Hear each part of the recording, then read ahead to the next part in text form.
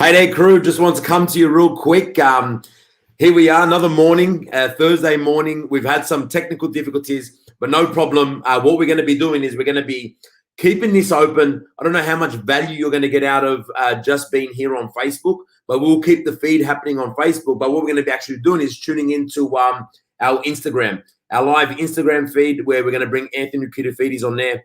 And we're going to have a chat with him about that mindset, the mindset of an athlete.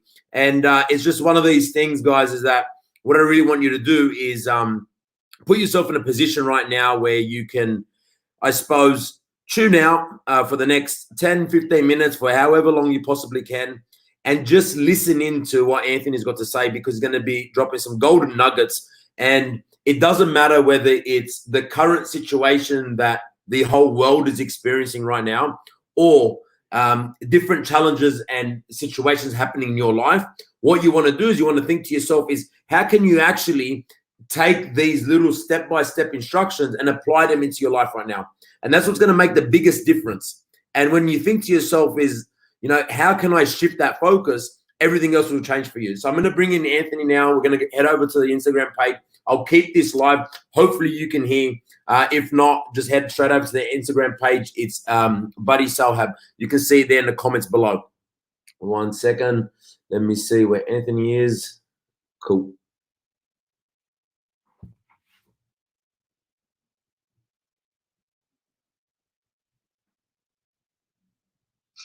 Morning, Kuda. How are you, buddy? Yeah, good, bro. And you? Very well, thank you. Sorry about the technical difficulties. That's typical of me, mate. Nah, all good, man. These things happen. It is what it is. It doesn't matter. I was just saying to everybody, I kept the Facebook stuff happening, but they obviously can't see you. I will show them you for a second. There he is. So yeah. So we've kept Facebook happening, but yeah. So I've told everybody to head over here. So hopefully they can jump over, man. And I firstly just want to say thank you for taking out of your time to jump on. We can have a chat, and you know, I just wanted to really, my intention was this, Anthony. Over the last 14 days, I said that I wanted to jump on and do a live video for no good reason, not trying to sell anything. Not trying to, you know, I suppose take people into a path of subscriptions or anything like that, but just to add a huge amount of value where there's so much uncertainty in a marketplace right now, people losing jobs, companies shutting down, cafes closing, like and people that I know and people that I'm surrounded with. And I thought, how can we just add some value right now? How can we just give some people some golden nuggets and understand that it's going to be okay? Like it's all right. And I've had different people jump on. I've had, you know, Joanna jumped on and spoke about, you know, working from home and the ability of juggling kids and working from home. And I had a breathing coach jump on, talk about like mindset and just really relaxing your body and all that type of stuff. And I thought it'd be awesome to have you on. You know, I'm sure through your sports career, you know, being a professional athlete through training, ups, down, like almost scoring a goal and then dropping the ball. Like it takes a mindset, man. And it doesn't matter what challenges there are, it's still a challenge. And I just thought maybe you could just share your story and give some of the listeners some golden nuggets on how they can really embrace this current moment and step up and really move forward, man. Yeah, that's great, buddy. I appreciate the offer to come on and speak in that too. For those that don't know me, I played AFL football for the Carlton Football Club for 16 years. But I walked in the club when I was 14 as a real junior in their development squads. And I worked my way up to the under-19s to eventually reserves and seniors. And at the moment, there's no more, you know, development squads for under-15s, under-19s. So I came to a great era of football. Both my parents were born overseas. My dad was actually born in Egypt, but of Greek background, and my mum's Italian, born in Italy. So they migrated here, met. Obviously, they had 3 kids, me, one of them, and I fell in love with Australian rules football. It was just iconic to me back then. As a young kid, I was 8 years of age, and absolutely loved it.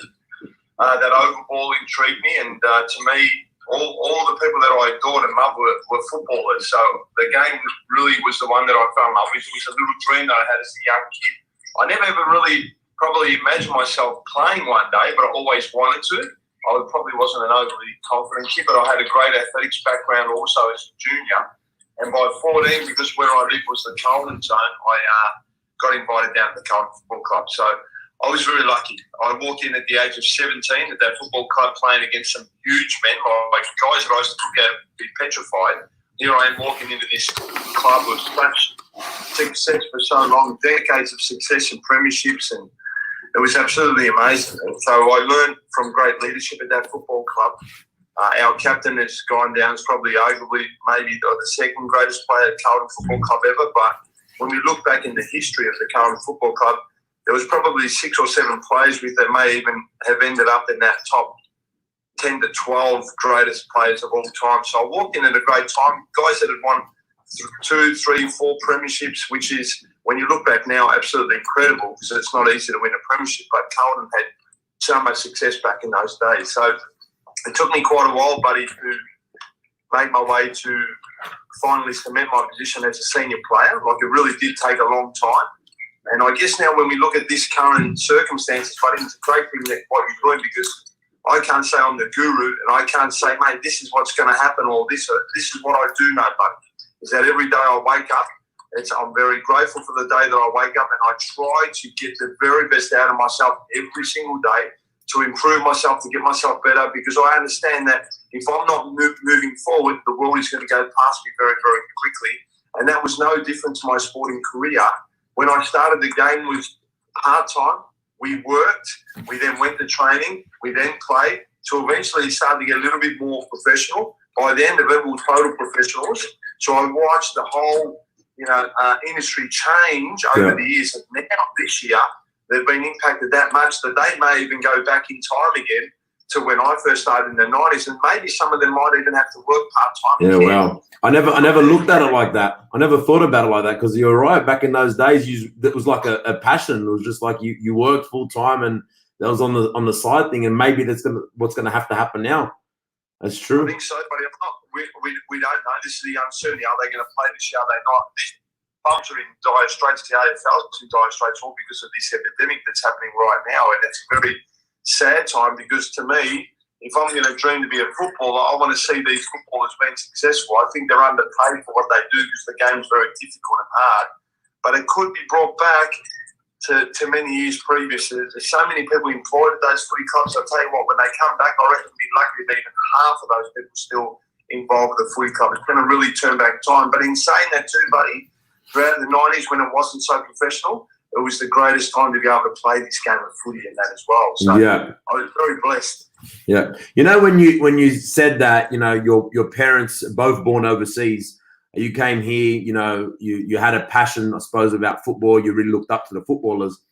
Were your parents or anybody like uncles, any influence in your family within the sports industry? Like, were they athletes? Or was it a big, like, what are you doing? No, go get a job and make some money. What do you think, you're going to go play sports and make money? Like, was that the mindset? Yeah, no, it was. I didn't really have any relatives here. My parents sort of just came on their own. It's my brother. My mum had a brother here. Other than that, I never seen my grandparents. So it's a little bit unusual, They were all overseas or had passed away before I was born. But my parents didn't want us to play because, my father used to know the game and watch it from afar.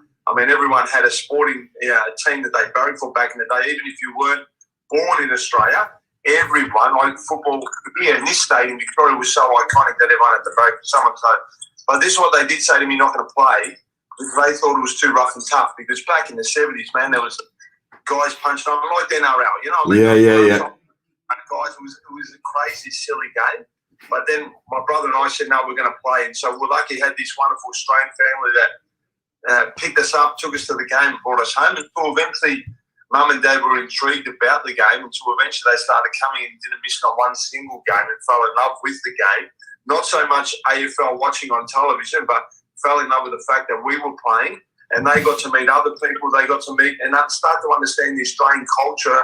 So we didn't just stick to our culture. We started to bring in some of the Australian way of living as well, which was, to me, fantastic and a great way to grow up. And so my parents fell in love with the game, buddy. I think my mother, the day, because my father passed away 22 years ago now, but my mother, on the day that I told her I was going to retire, I think it hurt her more than what it hurt me. Because she just looked forward to the footy season every year, and I drove her to every single game that I played.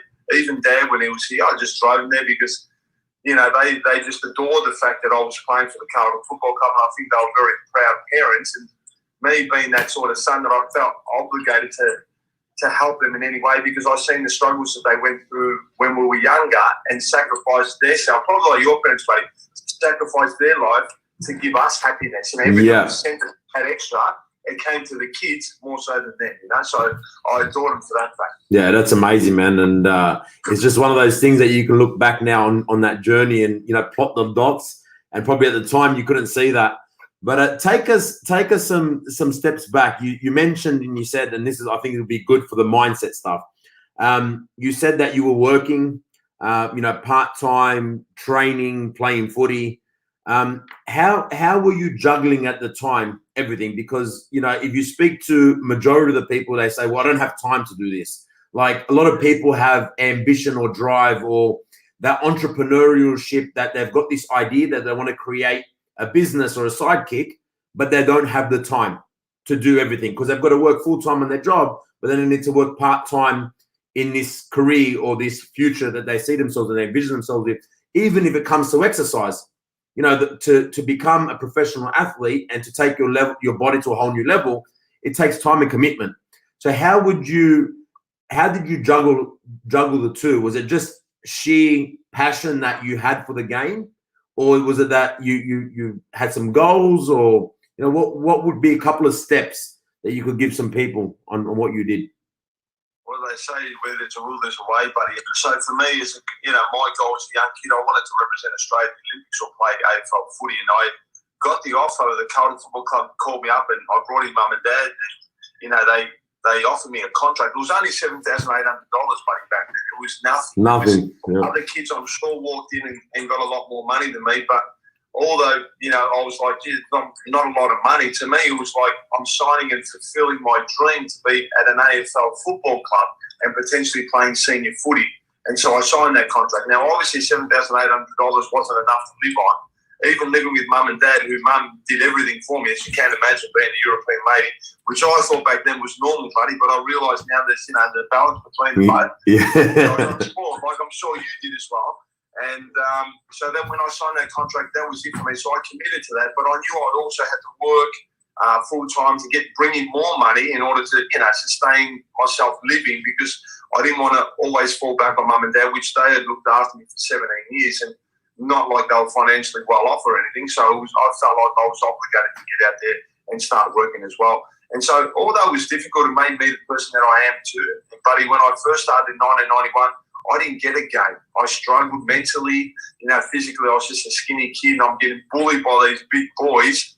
But because I had that passion to be able to make it, and I was so competitive, is that I just kept going again and kept going. And although I may have lost 10 times in a row, and then I may have won one contest, all of a sudden it was like I just beat him for one contest, and so the belief starts to come, and then all of a sudden, instead of winning 1 out of 10, you start to win 2 out of 10. Before you know it, you're competing with the big boys, and you're all right now, and they're like starting to worry about you, you know. And so all it is was really the persistence, the mindset, and you talk about fitting in time to train and all that. Like, you'll find time if you really want to. Like, yeah. You know, the business, we do the Herbalife business. I started part-time. But I started with minimal time because I had a wife and 3 kids, working for a car finance company, footy talk show, football season. But I still found a little bit of time to just build on something on the side as security for me, to be able to then, when my boss did eventually fire me, have something great on the side that I was able to go, well, okay, he's gotten rid of me over there, but look what I had here, security. It's right, I've been able to build it since then. So that's the thing. If you've got a passion, like even to find time to train, man, get up earlier. Like, tire yourself. You actually sleep better at night anyway. Yeah. And so I was, buddy, believe me, when I started the footy club, I had bad habits, but I learned over the journey. So I wasn't perfect, believe me, because everything came so simple and easy for me, being this athlete that worked in this football club, that I had a lot of bad habits. Mum spoiled me, you know what I mean? Like, I had to go, okay, where do I need to improve in life in order to be able to be more successful? And one of the bad habits was I told the footy club eventually when my contract grew to like $30,000, I was like, man, I'm all right. You know what I mean? I'm more than dad. So I was like, don't call me before 10 a.m. because I've got to get my sleep in. You know what I mean? But those bad habits slowly crept into my life and my game. Wow. If I didn't play footy, I wouldn't have known. So then I started to get up earlier. I started to get a part-time job again, and all of a sudden this started working. And all of a sudden on the footy field, I started to play better footy. So because I got to play with the best, because I got to play with the elite, you know, there's thousands of kids striving to play AFL footy, and only the minority make it. I got to play against these guys that had such leadership and all these qualities that I got to learn from. So if I didn't become a footballer and just went to the normal workforce, I wouldn't have learned so many things that I did, and I had to fast-track my maturity because when I went there, if I wanted to play senior footy, I had to get all the little habits better or improve every single day in order to be able to then become and have a sustained AFL career, because it was 16 years, but I was on the list for 17 years. Oh, wow. I was a 17-year-old kid, yeah, and I left when I was 34, but I walked in when I was 14. You know what I mean? It was a long time. Yeah. I spent 21 years of my life at that footy club. I like what you said, though, about, like, surrounding, like, only a small majority of people make it through. But it's about surrounding yourself with the right mentors, the right people, you know, people that are going to lift you up and take you there. And I was sharing this only a couple of videos ago. I said that it's that you're surrounding, and you've heard this before, Anthony, you become the average of the 5 people you hang around the most. And it's like I was saying to everybody, just get a mentor, like get somebody that you can reach out to that's playing the game better than you, that's doing things better than you, because it's going to make you raise your standards. And when you can raise your standards, finding time, finding, you know, ability, persistency, you just you find the way. You know, you wake up, like you said, you wake up earlier. You go to sleep a little bit later. You're driven. You've got this burning desire inside of you that's going to propel you to move forward. It doesn't feel like you're being pushed to move forward.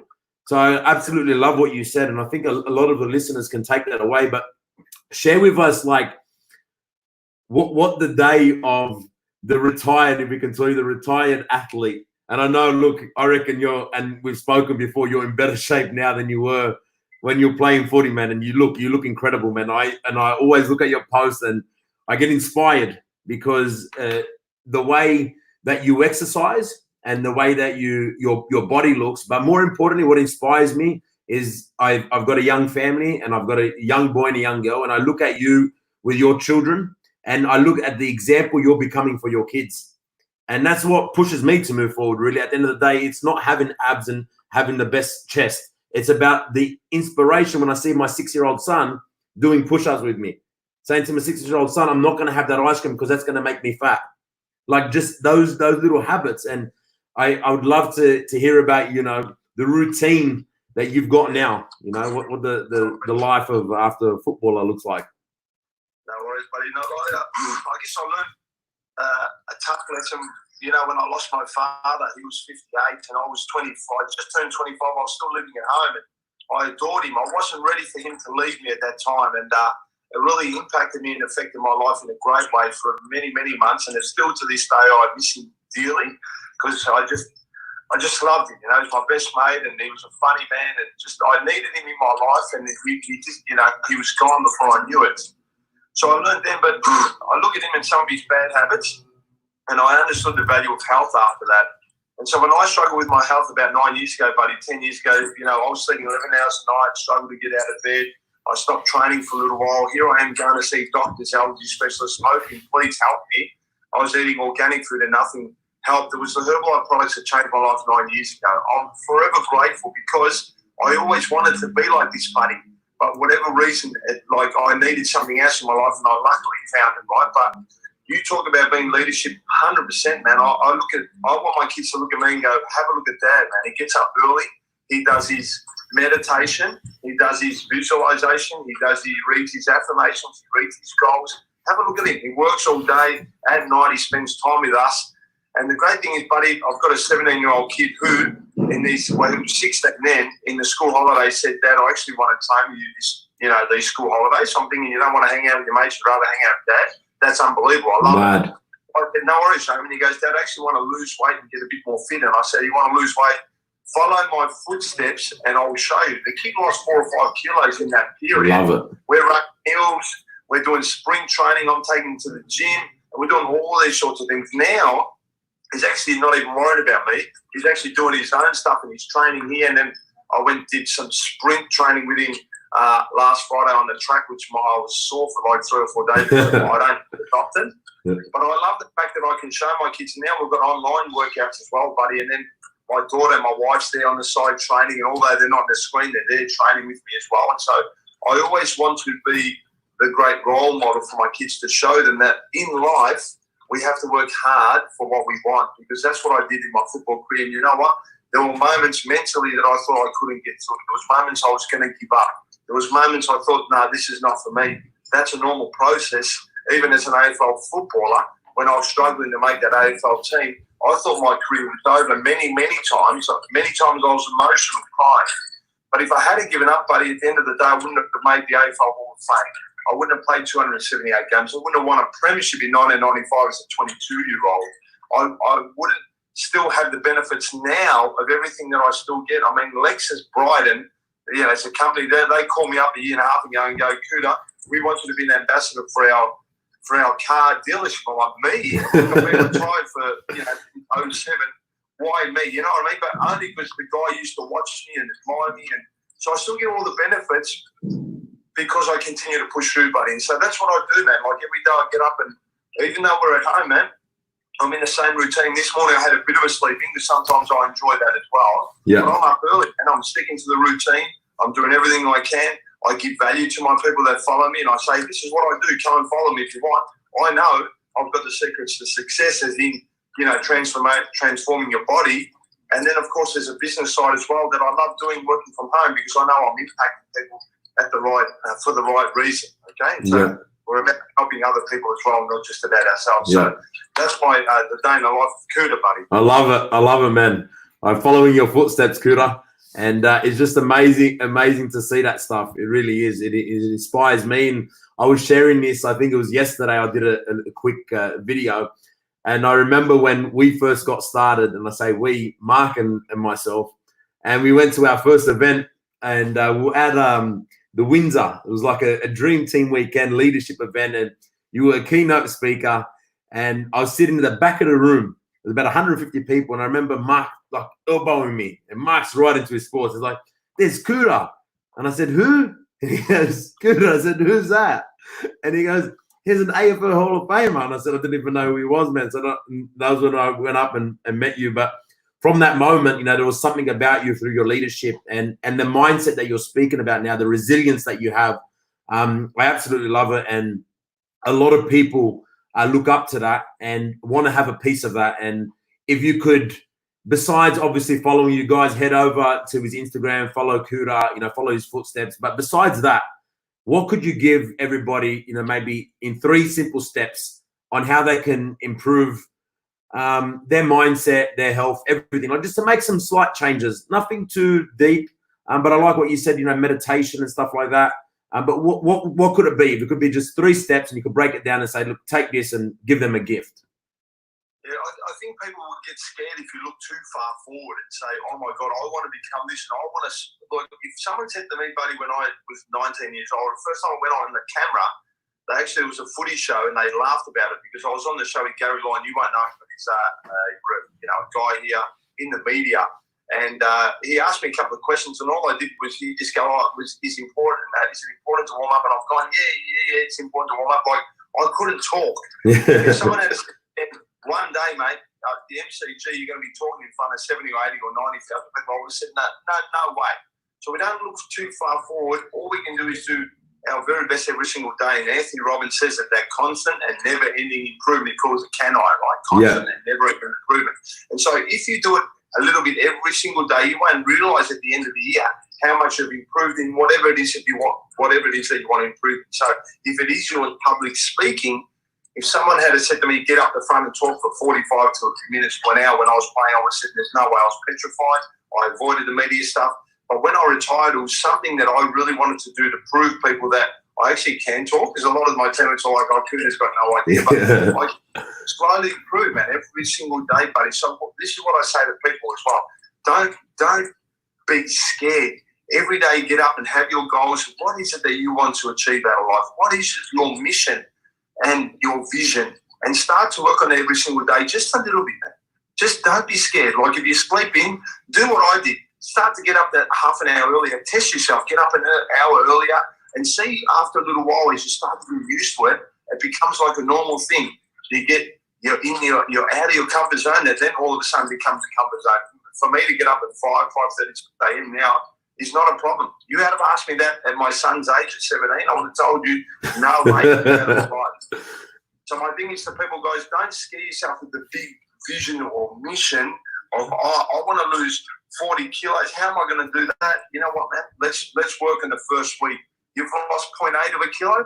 Unbelievable. Yeah. Let's work this week. All of a sudden it's sped up. You've lost 3 kilos now in 2 weeks. Well done. We get the 5 kilos. You know what? You stagnate for a week. Big deal, man. Let's work in a week. What little bits can we change? All of a sudden you're 8, 10 before you realise, man, this thing's going boom, boom, boom, boom. And before you realise you've lost 40 kilos, you haven't even thought about it after that. So just work on those little steps every single day, guys, and you can accomplish many things. I am no different, buddy. I was lucky AFL, but if I didn't work hard and didn't get myself better every single day, there's no way I would have played 278 games. Believe me, I got injured many times. I could have easily played over 300 games for the amount of season that I played. But I had talent, but I still had to work at it, right? And so I've watched people with talent not do anything and waste away. Yeah. And then I watched them, in the footy club, guys who didn't have this much talent, who worked their butt off to get everything out of their career that they did, and I highly respected those sort of guys. So just do the very best you can every single day. Love it, man. That's awesome, Kouta. Thank you so much for your time, brother. I appreciate it. I'll let you get back to your day. Thank you very much, Kouta. All right, guys. See you, mate. Take care.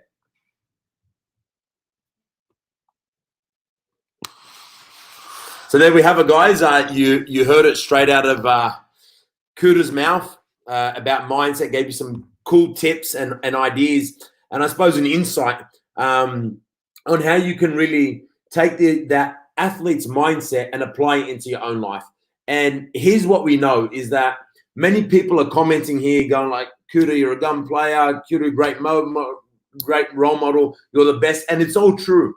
But I want you to step into his shoes for a moment. And I want you to think, he is just like all of us. We're all human at the end of the day. Yes, he had talent. Yes, he's got ability, natural ability. But as Kouta said, he had to work on it. He had to really apply himself. He had to have daily disciplines. It didn't mean that he didn't have fear. It didn't mean that he didn't have uncertainty. It didn't mean that he didn't have that doubt that he wasn't going to make it. Though all those things arose, all those things popped up in his head. But what he did do was he kept going at it one more time and kept doing it one more thing. And if that didn't work, he kept changing it till it did work. And that's the things that I encourage you to go do right now, is get out there and continue to change what you're doing if you're not achieving your end result. And if you don't have a vision, you don't have a goal, you don't have a passion, find it. Get yourself a mentor. Look up to somebody. Follow Kouta. Look around him. Find something or someone that you can really adapt that. Learn the skills. Like I was one of my great mentors, Kimberly Joe. Hello, if you're listening. She said to me last week, you got to go out and get The Way of the SEAL. Mark Devine. So he's an old retired Navy SEAL person.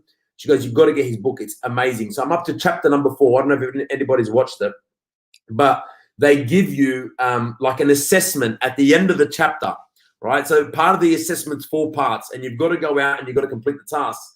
So just part of chapter 4, which is the first assessment, it's about finding your, what he calls stand. It's about finding your passion and your purpose in life. And then when you got these 3 things, then you can go out and you can fulfill whatever goals, dreams, and desires that you got. But you've got to be right first. Within you's got to be right first, and then you can move forward from there. So I highly suggest that book. I'm not getting any kickbacks from there. So go out there. It's called The Way of the SEAL. I'm just paying it forward. I might put it here in the comments. The Way of the SEAL. The Way of the SEAL. Mark Devine.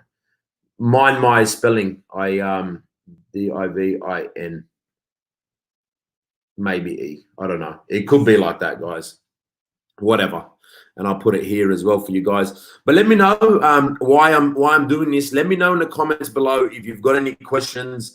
If you want to know any insights. What else you'd like to hear?